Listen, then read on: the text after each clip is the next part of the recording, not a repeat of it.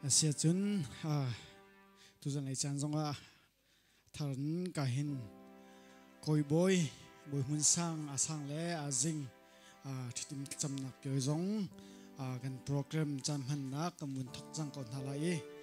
sam thok naga kahin sam thok nak thar kan champyak tu ding upa uklin thang rak som talai sam thok nak thar kan champyak nak chan sirdai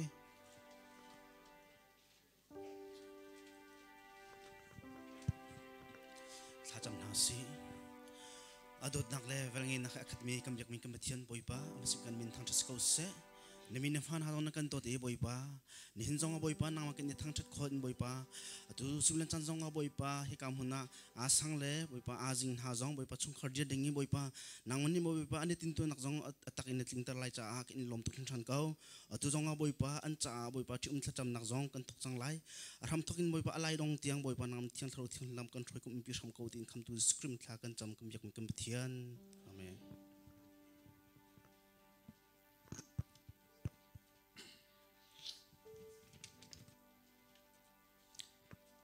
sele chamnak akang ngai pyak tu ding kan siapa reverend jak le thang som naga kan zapi zapai beng bu tin bun som tan hase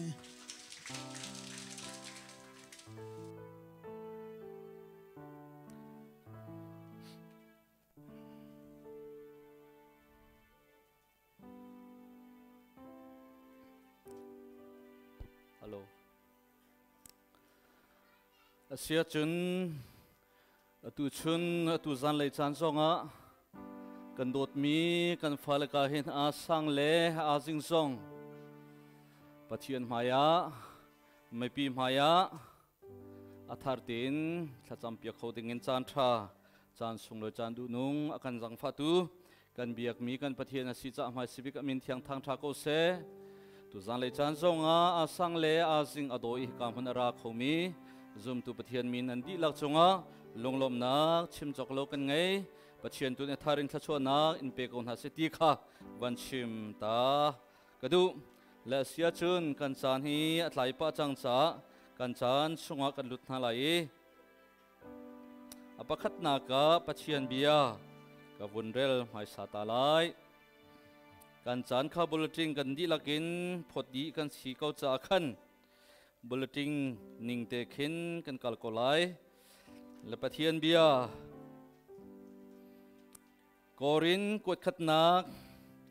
angan pasari amhe parra in kan relai ai thi chia mi cha hi bia hi chim o kangai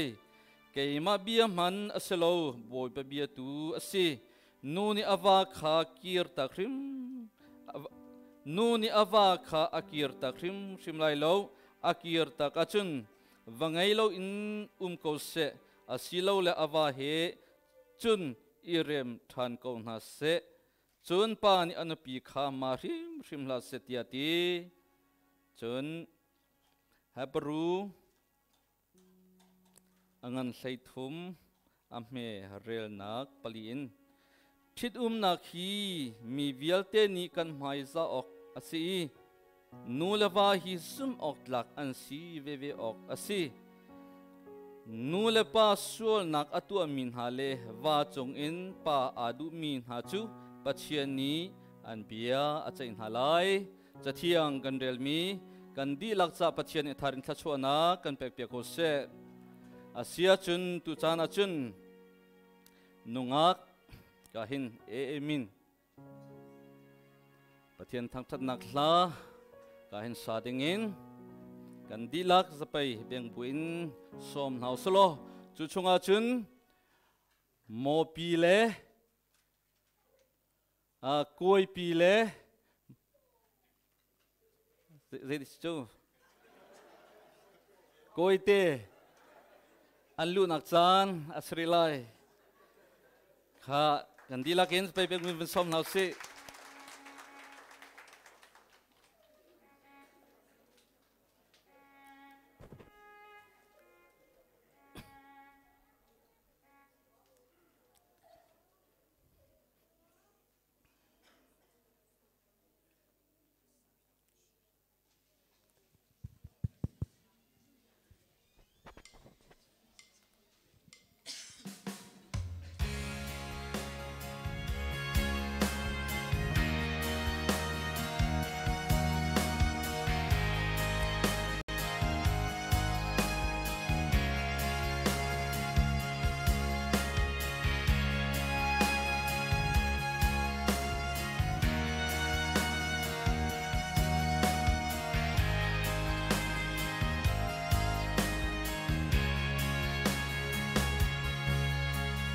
Thiên ni a phun mi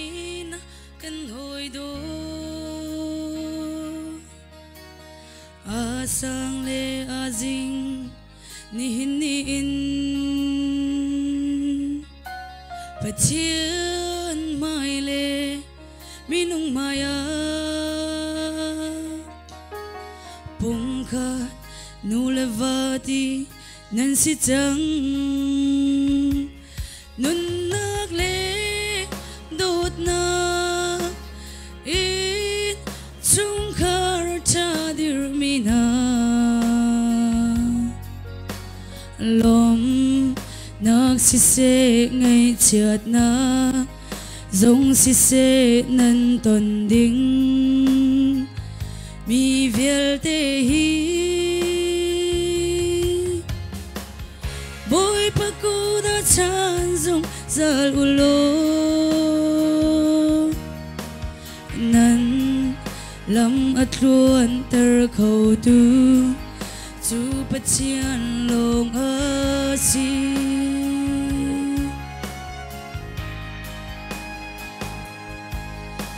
Vlei nan nun nak chan adong tiang in nan chin lung chu tem dung zal se lo đột nang ôn em chung hăng chi in ti bang khur khat luang chi ding nan si nun nak le đột na ít chung khar cha dir min ha lom nak si se ngay chợt na giống si se nan ton ding mi vel te hi boy paku da chan dung zal ulo nan lam atluan ter khâu tu chu pathian long a si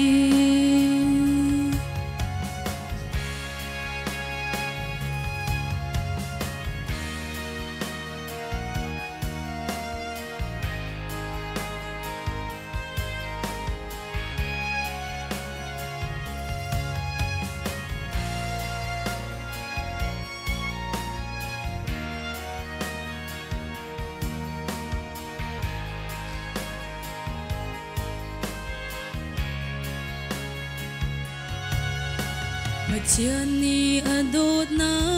vel shi fekin nan chin lung chu tem dung zal se lo a vel ngày na mít mai cha chu chun gian in tan tar cham chin câu se nun nak le đột na ít chung khar cha dir mina lom nak si se ngay chợt na giống si se nan ton ding mi vel te hi boy paku da chan dung zal ulo nan lam atluan ter khâu tu chu pathian long a si nan lam atluan ter khâu tu chu pathian long a si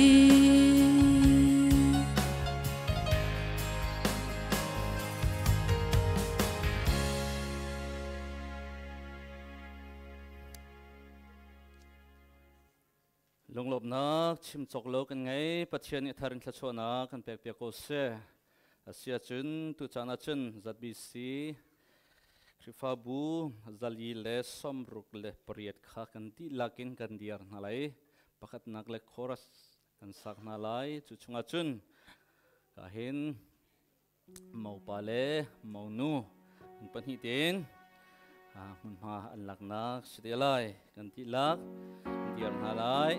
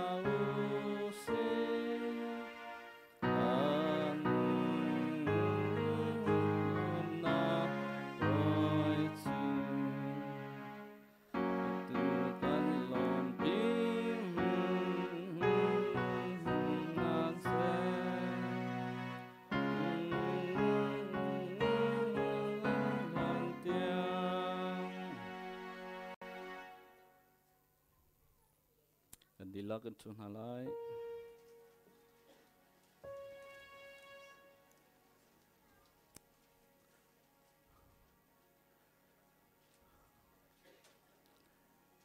Asia chun tu chana chun asang le asing kahin apakhat naka an panhitin bekam nak kan bantu anak chan sita selo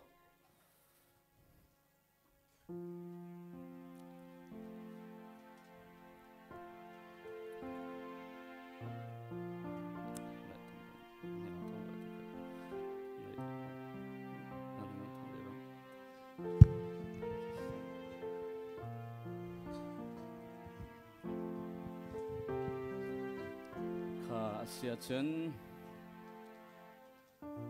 asang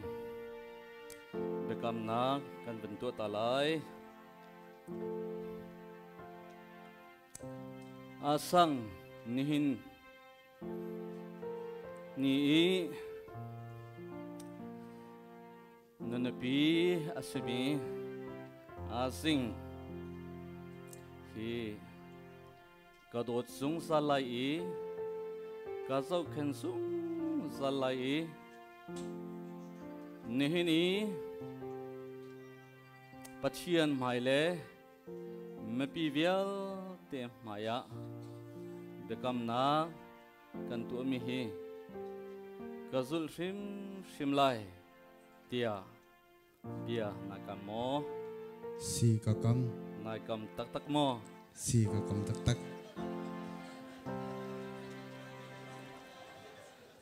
abekam atha tuk boy pani chachua pe ko se Azing se Azing nihini napasal asami asang hi kadot zung salai kazau khan zung salai nihini pachian maile apumi mepivial te maya bekam na kan tu mi vial te hi kazul shimlai tia bia nakam mo naikam tak mo se achunga lomna tampi kan ngai sia chun tu chana chun bekam zul naksan salai kaima asang ni nangma azing chu kadu bikmi kadot bikmi kunupia kan lakchang e kan thit chang cha nang machu nang ma chu kan do chung zal lai kan do zung zal lai kan zok khen chung zal lai kan zok khen zung zal lai nang machu nang ma chu si that nak le si that nak le si fa naka si pha naka lunglom nak le lunglom nak le ngai chet naka ngai chet naka zot nak le zot nak le dam naka dam naka an zok khen chung zal tu an zok khen zung zal tu an do chung zal tu an do zung zal tu na pasal na pasal si oka si oka pachian mai le pathian mai le apumi ai pum mi me pi viu tem haya mi pi vial tem haya bia ka kam bia kai kam kanalom tu boy pan chon pese kaima azing ni Kay maazing ni nang ma asang chu nang maasang siyo. kapasal chadinga Kapasal sa dinga. kan lakchangi kan watchangi Kan watsang e. nang ma chu Nang matsu. kan dot sung sal lai i Kan do sung zalay. kan zok khen sung sal lai i Kan zaw kan sung zalay. nang ma chu Nang matsu. sithat nak le Si chat nakle. sifa naka Si fa naka. lunglom nak le Lunglom nakle. ngai chet naka Ngay chat naka. zot nak le Zot nakle. dam naka Dam naka. an do sung sal tu Kan do sung zal tu. an zok khen sung sal tu Kan zaw kan sung zal tu. napi Nanupi. sidinga Si dinga. pachian mai le Pacham hale. apumi Apumi. mepi vial tem haya Mi pivel te maya. bia ka kam Biya kakam. nabe kam ban tuktin boy panik thachona impe ko se asia chun atu chana chun asang pachian mai le mepi vial tem haya azing hi kadot ko kadaling asrim sim ko tia mitin hu kho mi kun tong kho mi tete pia ding zaital nai put mi na ken mo si zaida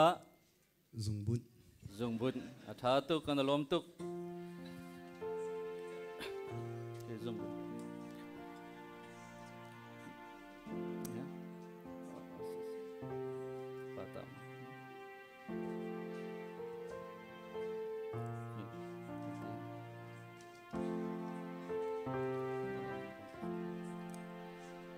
asia chun pathian tuni hi zungbun kudong rol hi thachua pe ramse tua chun asang ni adot mi anapi azing akuda kudong rol nakchan aslai a rol chunga kan dilak thang pin zapai kan bem piak na lai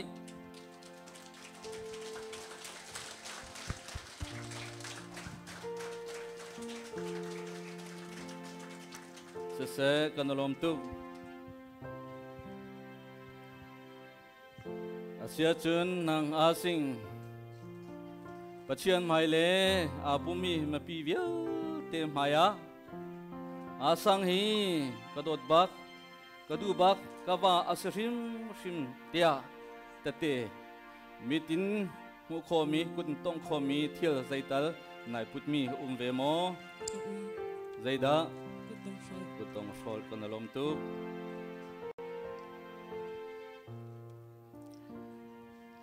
kutong rol hi boy pani thachona pe ram ko se asia chun tu chana chun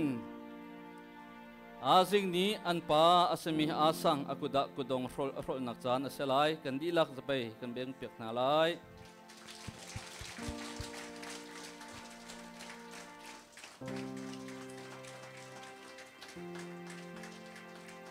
se kanalom tu asia chun tu chana chun pathian sina kan di lakten kan kun halai asang le azing cha thachu hal nak chan asalai mai lei an tun tuk nak le an khua sak naka van thachu balai thachu adong mi an si an marim shim te zong ai do mi nuwa an si te fa tampi mai lei pathian ni so acho nak ha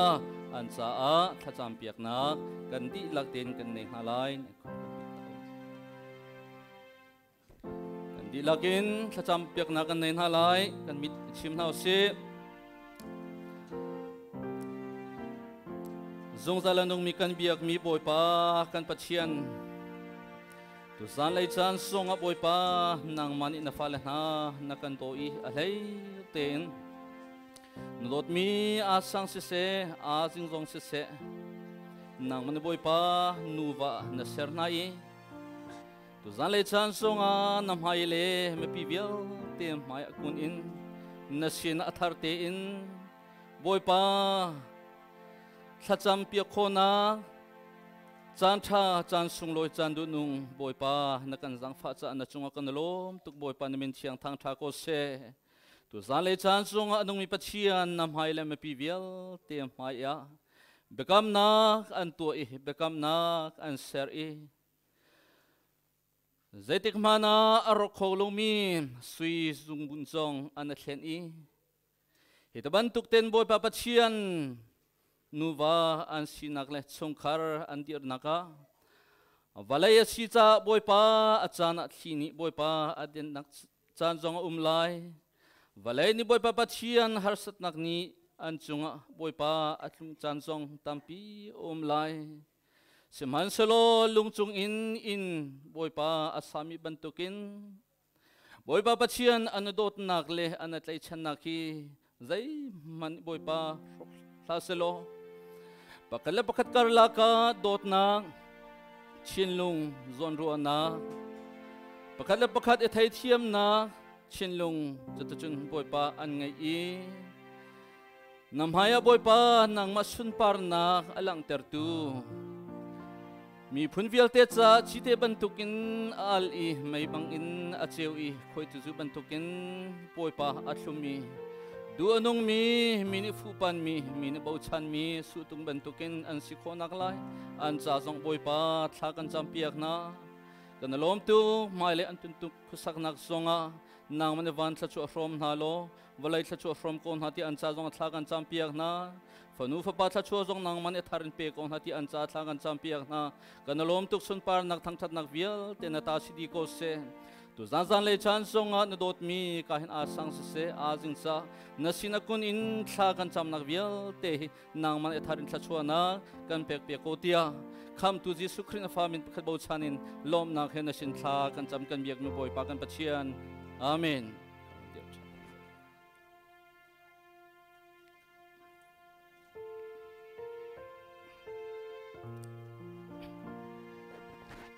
asia chun tu chana chun duet kan ngai nak chana silai male amun ma cheu lak nak silai chu chunga chun min thut nak kha silai chang chang den sidelai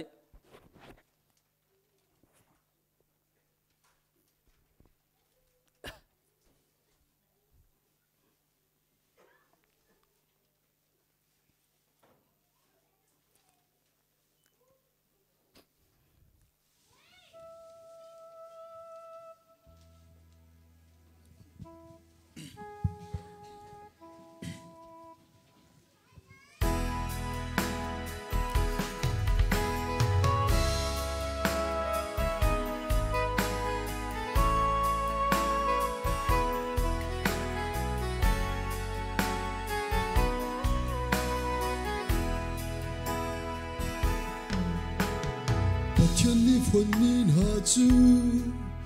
hầu man ni chân tin hà la sen kara don tu hà la se chân sam vi si mi chu chan thun chan chuak tia an I dot nang hun se lo a do mi chung khar si shan ha se đột nag he khat mi chung khar sin ha se he nag he khat mi chung khar sin ha se rem nag he khat mi chung khar si ram ha se din sa du tha nag he tha za kan in champion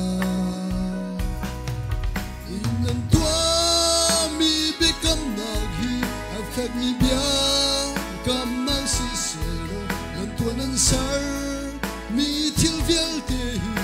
sulam ngay si ram se cho chua ban rua sur ni jang sero dầu chung tao chung khar cha si shamu lo sum big fa nu fa le chan chu lo mi shamu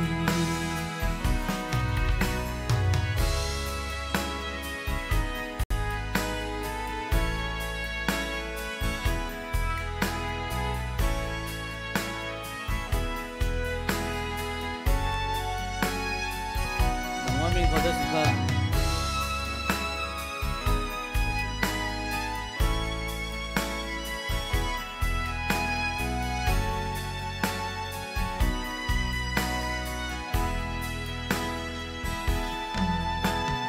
But thiên ne for me na chu ahom han ni chân tin hala se an kara don tu hala se but thiên sam re si mi chu chan phung chan chok tiang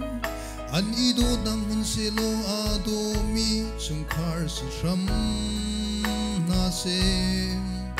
Đột na he khát mi chung khar xin ha se đây na he khát mi chung khar xin ha se rem na he khát mi chung khar xin ha se sa du tha na he tha za kan in champion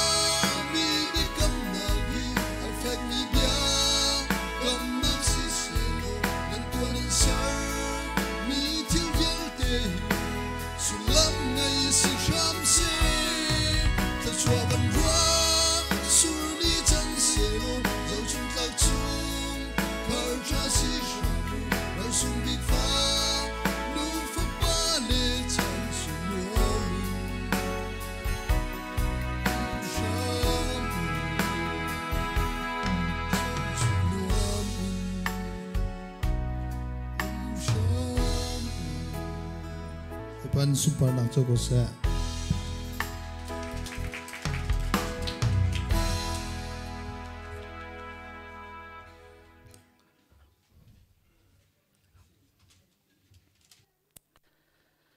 Se an chunga kan alom tu kan di lakcha boy pan sun par na choko se asia chun tu chana chun mitin mu khomi kutin tong khomi chunga min an thu mi rau cha pek nak chan slai chu pek nak chunga kan di lak lunglom nak zapai kan beng pek tin halai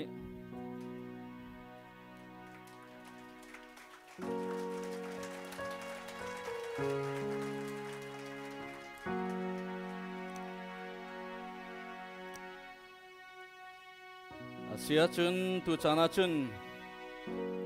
kap ni chung khar lein betoi chim nak chan selai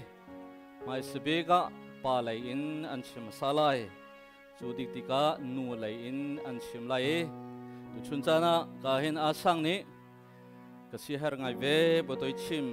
du ve ko tia ti cha apathum naka asang ni betoi chim nakha chan aban lak ve te lai nandi lak betoi chim dingin kan som na mai sebega pa lein sim salai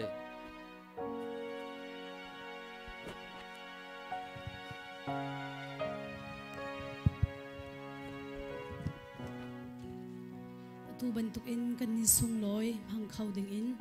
chan cha hun cha kan pe tu kan pe chiam min thang thas ko se tu zan le chan na lom nak tam bi kan nei kata boy mun sang he kan ni be tlai na khama sabika ka vun chim la i chun kata boy mun sang e asining te kha tlompal ka vun chim lai chudu in lunglop nak bia karak pe te lai kata he kan pe tai na he kampale unaw an sin hai ka he an hyang lai ka se ani upalai an se Malaysia achun kama kaima le kanaw siang par kama pachum te he ummi kan se kani bau chan ngai mi kan dot tukmi kata city zong kha tlompal te vun lang thar kadu e kapal he ani kata apal he unaw chuak paruk an se e chu chunga chun apa he pu zapum zabung thlaichia le anu pi ki sung phai khwa nai an fapa ase ama fapa phangkhate ase athan lian na he phai khwa athang lian mi si tikha ama sining vun chim kadu chun kapa le unaw zong he minung panga he boy pani nundam na apek ri na lai tlang le ya minung panhian chamua pakhat chun USA panhian te mi te kha atoi fian na ten kata sining kha vun chim kadu elop nak lai ka vun rut lai atu zan le chana he ban tukni sungloi to akan vun itim tika akan do tu khi thajang akan pe tu akan chan pi tu umlawa chun kamal intim lam nak tam pi kan nei zonga arak se khong halo samhan selo boy panan do di kan ni chung khar zona kan do cha tu ban tukin sungloi te in chan na kan pek mi kam hu tika kan lom tuk tika vun chim gadu alhai khunin thla chwa kan hal pek tu kan pasta se in kaw pi mun tha pi akan shan tu za PCF nan di lak ren ton tu nan di lak chunga se alhai khunin tu zan la ya kata ye adaling nam vun hu tika nam vun law tuk lai zet luk in da do te van mi bakhi sakau avun kan len tik chin chin a him bia kan vun iro atika hin avun thu dir ti anop ning khe chima khe thalo cha ban tukin nupi do nupi cha akan pe tu jong he boy pa se boy pa he ka thang thatuk te kha lom nak bia vun pe chi ka du e lom nak bia tu kha saw de ka vun chim ka lai te music la in se se kalem project ha la in se se chon adang dang in thajang akan chwa pi tu chon alhai khunin to zan len ha cho duat khate chan dang ben tukin kam vun ngai bal lomi special bak in avun kan sak piak te ka khin khelung lom khe tuk ate adang dang in alam kip in ton ba ola tu chwan khin nak len se se biak in jong do te in se se kata le adaling level te kam mau level te jong se se do ten akan tam piak tu pum bak min thliarin ka chim kho lo mi pum pak nan di lak chunga atu ban tukin asung loi tuk mi chan phang khoding tlam tling ten akan DRP tu akan do tu u naw chingla rol chan chun khwa mi ti alhai khunin a na khi ka lai wan nu te chung an sia adang dang alyang lai hoi kom di lak nan chunga kanilom tuk sing shan te kha vun chim kadu adong nak bik te a taksa di rol asemi kan tim to mi te zong anan di lak lunglom ten phang tu ding in kan vun isom chin ha lom nak tam pi kanai se lunglop na chim chok lo kan ngai asia chun tu chu nu lain chim ding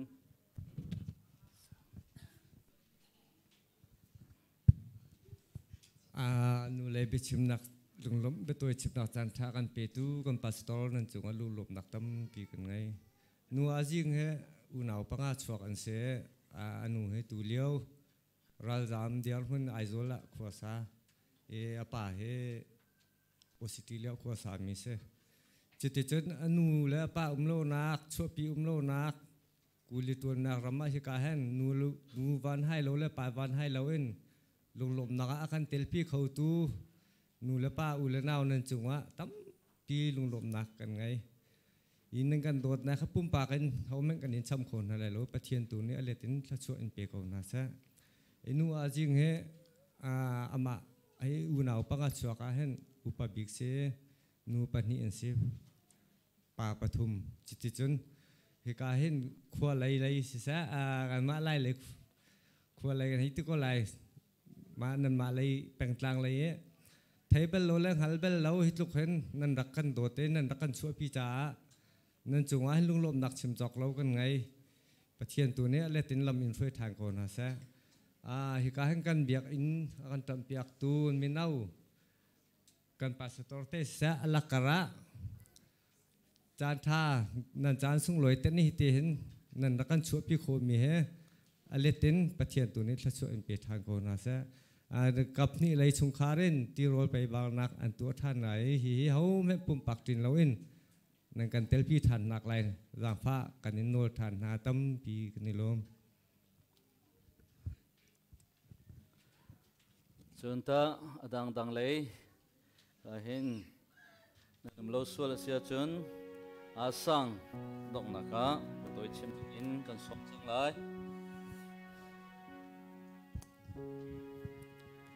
Speaker hiban tukin chantra chansung loi kan pe tu kan pathian amin thang that sikau se zan lai chan ar kan chu pi kho tu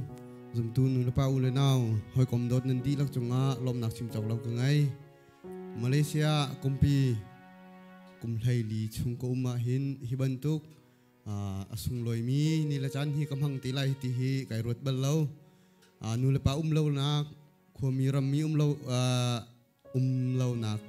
hun lam ha hi ban tukin that nin ha ka ton te lai hi ban tukin minung hi bel te ni nang ka chua pi te lai ti mi hi ka chun mang zongin ka rot balo seman se lo pathian ni ka cha atha bikin khwa khan mi ronga hi ban tuk minung hi bel te ni nang ka chuan ho i nang ka tel pi nak tha jang nang ka pek nak chunga lom nak chim chok lo ka ngai pumpak in nam min chim kho lo mi nan di lak boy pani le chuan ang in pen ha selo nan nan ka nak hip yawa ama ni lamin shrei kon ha seti kha wan chim ka du lam hla lam nai ra khomi ko hoi kom sin ha se mi ka hin zo phai chung in nul pa ulanau hoi kom do bial te nan di lak chunga lom nak chim tok lo ka ngai ti mi zong wan chim ka du chun atu ban tuk in cham nak program ngai dinga tim lam nak ngai mi chung zonga alam kip in thà rằng ác pe tu ác bom chan tu kanu lai chung kharan si zonga kapa lai chung kharan si zonga hikamun in an sinalom nak biawan chim than kadu an boy pani chuan ang pin ha selo lamin soi kon ha se di zong wan chim kadu chun hilai a hai in biagin akan on tu zo phai Christian Fellowship chairman in kan pastor in kan siate nandi lak chunga kan lom boy pani thla chuan ang in pe kon ha se arin nan tu nak kipa ama ni lam in throi kon ha se ti kha wan chim ta ka du e tam pi chim ding lom nak be chakan chim lang mang a chun chim lang mang kha se ko lai ma vialin khan ka bia ka ban dong te lai lom nak tam pi ka ngai kan nilak lang lom nak pe beng tu na se kan lom tuk tu chum sana ka hen al hai in a sang chung chung chima kan lom tuk la daling van zo lo hậu có khá thar tiền vẫn thích thân nên tu chơi là tiếc cái zum có cái coi linh dòng xe sẽ có lắm mà mong lệ tiếp bol tu chan liêu tiếc xe nên lại số là chuẩn bị lâu tiếc cái số lại cái phang ai lệ chọn lại in asing he cái mà cái member xe believer xe bắt hiện ít là chua bẹc mi cho ô dài bắt hiện là chua cháu ngày mấy xe mai lấy dòng nubu upavial tên ni khăn solo le zong mu chan zong kha thia kho si ti zong kha van chim ka dui hit ban token chan tha chan sung lo chan du nong kan jang pha tu pathian a si pathian chunga lunglom nak chim chok lo kan ngai alain tu chun tu zan le chan hit ban token sung loi tuk mi chidum thacham nak akan tu piak tu sang le jing le hoi lan ti lak chung zong kan lom tuk ti kha lunglom nak bia van lang ter van chim than kan du sia chun tu chana chun nu lai in se pa len se an tu ami til rol cha ka hin sia ram ni pathian sian thacham nak akan nei piak nak chan selai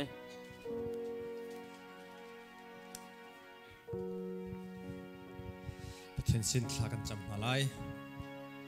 Chantra kan serpiak tu kan ni kan biak mi kan pathian namin thang tha sikau se amen boipa hi ka hmana na pa koi boile a sing song nang mane chungkhar dirding in chantra na pek nai boipa tu simalam chana boipa an cha thchu hal nak boipa na sina boipa thacham nak boipa chantra na kan serpiak mi chunga boipa kan longai lom boipa chu chuak mi chunga hen boipa nang mani boipa lunglom na tila rol som thandeng kan tim boipa na phalen hani boipa kan ni som changlai nang mani kan pum kan taksa cha dam nak si thubegen kan hang pya kau kan nun nak le kan chan kan jai jong pya te nang mani ko chung chan buin akan kham tu kan boipa ji sun minin thla kan cham kan pek mi kan pathian amen kan lom tu kan dila kan diar na lai thachua thang that nak thlang sa lai thachua pek nakin chikat te kan chan kha kan phi lai ka kot lai na kan to than te lai thachua kan pe tu pa chu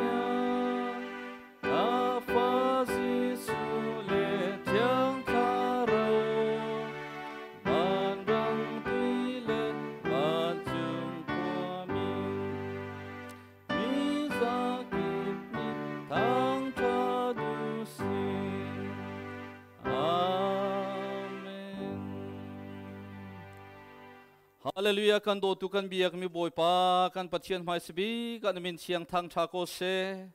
tu zan le chan song a na fa pa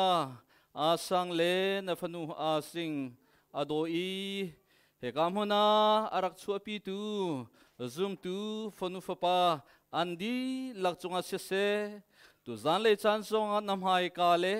me pi vial te mai ka chitum thacham nak atu atu angai tu asang sise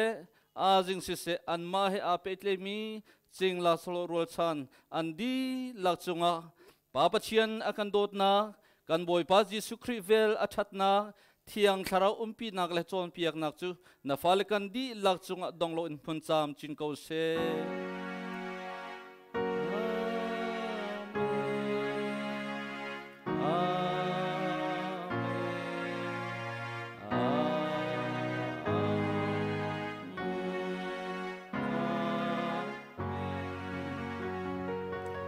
Dila ka chutan alai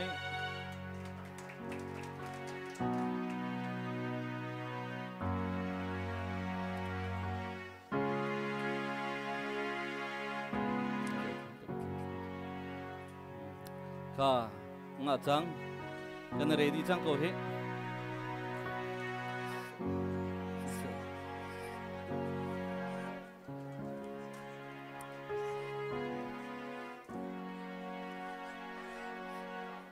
Pere cuma bang teh, anong saya ha aja.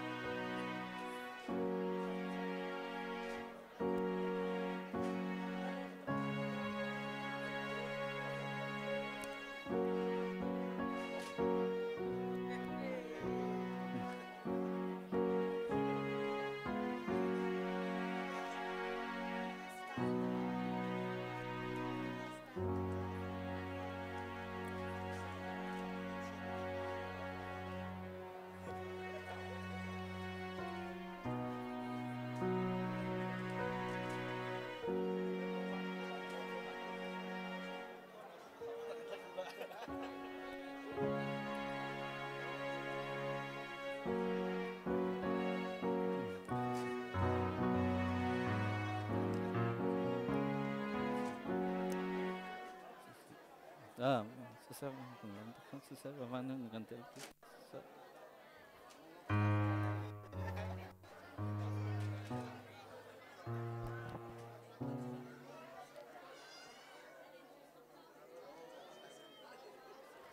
sek ngalon tak sek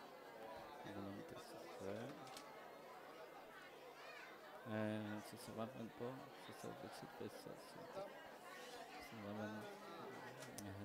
sentuh